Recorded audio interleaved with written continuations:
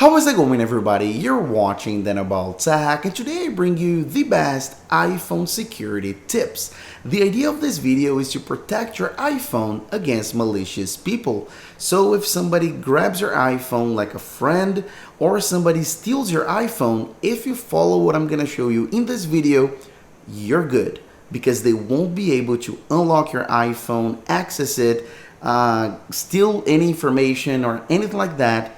You'll be 100% safe. So, without further ado, let's begin.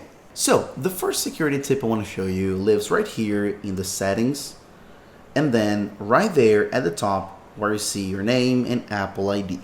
Just tap there, and then let's look for Find My. So let's tap on Find My, and this is the first one that I'm going to show you because it's one of the most important ones. Then you got to make sure that you have Find My iPhone turned on.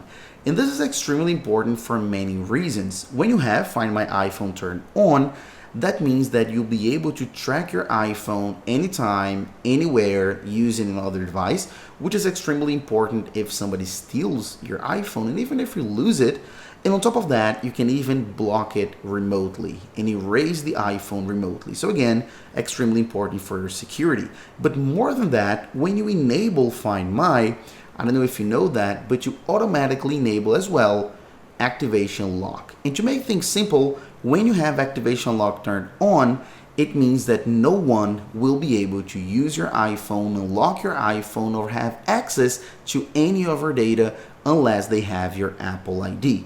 So, having Find My turned on is extremely important for your security in all the ways possible. Now let's move on to tip number 2, which is also here on the settings.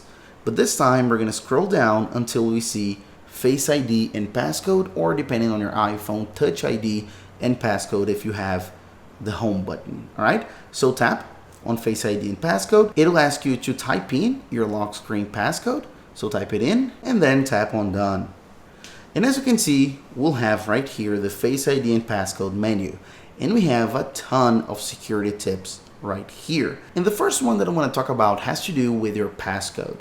So let's scroll down until we see Change Passcode, because I assume you already have a passcode, right? So what I want to tell you is you need to have a more complex password if you don't already. So let's tap on Change Passcode, and then let's enter our current or old passcode. Once again, let's tap on Next, and then it'll give you the option to enter your new passcode. And as I said, what you want to do is have a very complex password, because if you have a 4-digit or a 6-digit passcode, it's super easy that someone that's looking around, lurking behind you, can actually take a look and memorize your passcode. So that's not really good for your security, is it?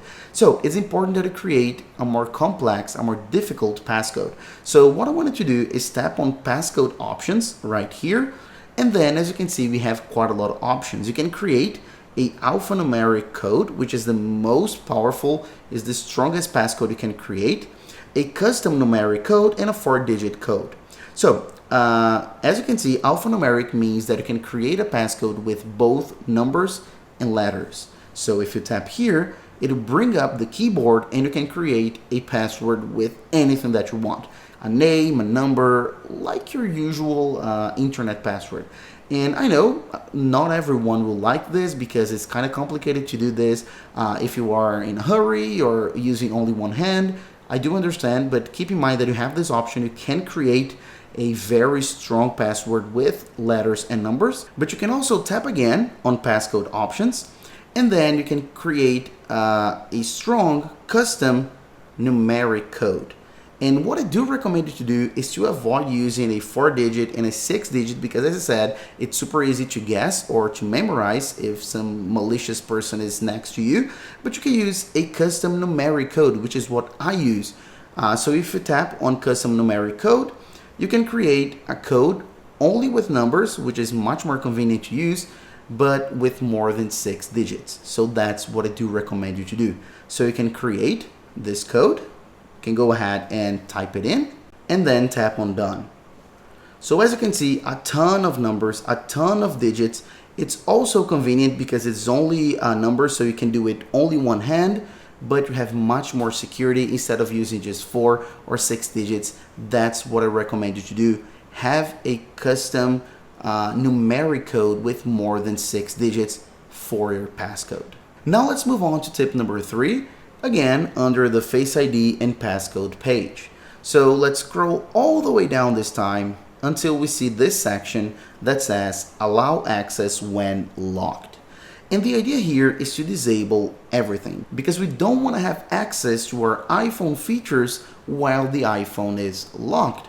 Because if somebody gets our iPhone and it's locked, the person will have access to a ton of stuff, as you can see right here. So today view and search, so you can disable that because we don't want people searching our stuff while our iPhone is locked, right? Notification center, same story. We don't want people taking a look at our notifications while our iPhone is locked. Control center, super important. We don't want people to be able to put our iPhone in airplane mode or turn off Bluetooth or Wi-Fi or have access to our music or everything like that. Especially if somebody steals our iPhone, if they have access to the control center while the iPhone is locked, they will be able to easily put it in airplane mode, and that's something that we don't want.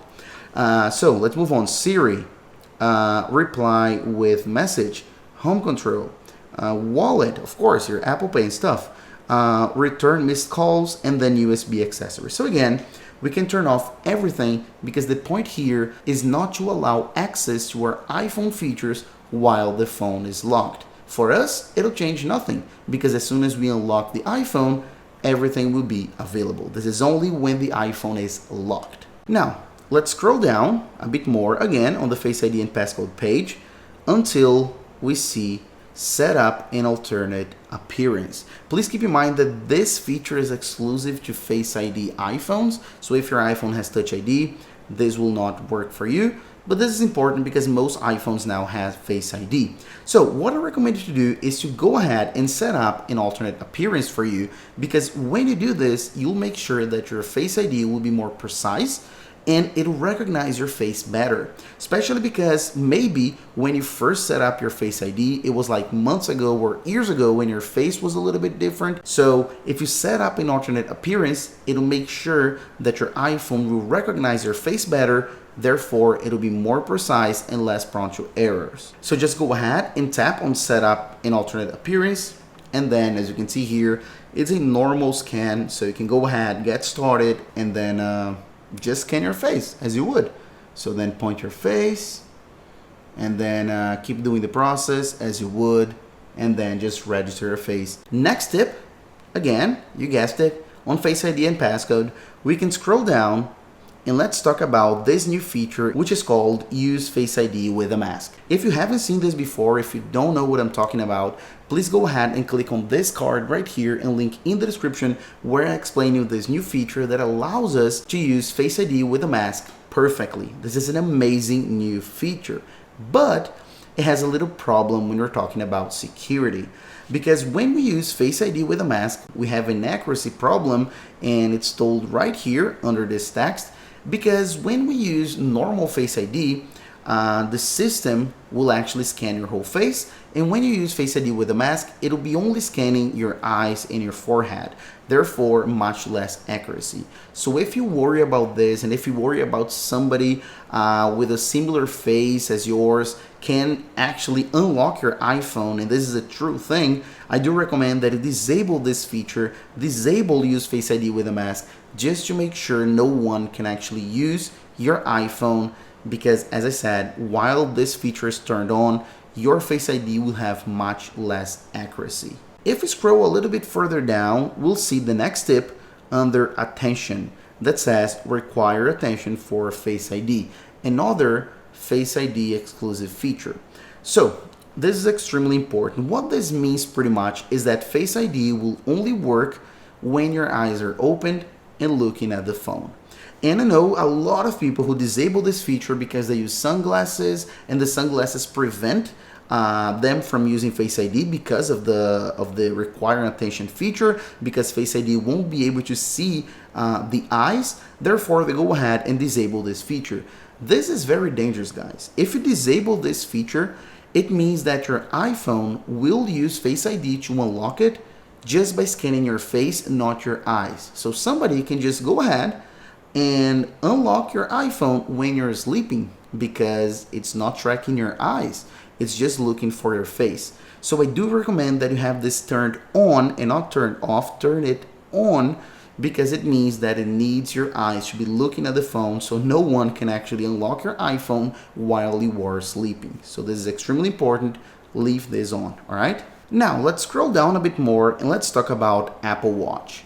For everyone that has an iPhone and an Apple Watch, for a while now, we have this feature that we can turn on and we can unlock our iPhone when we're wearing an Apple Watch and it's unlocked.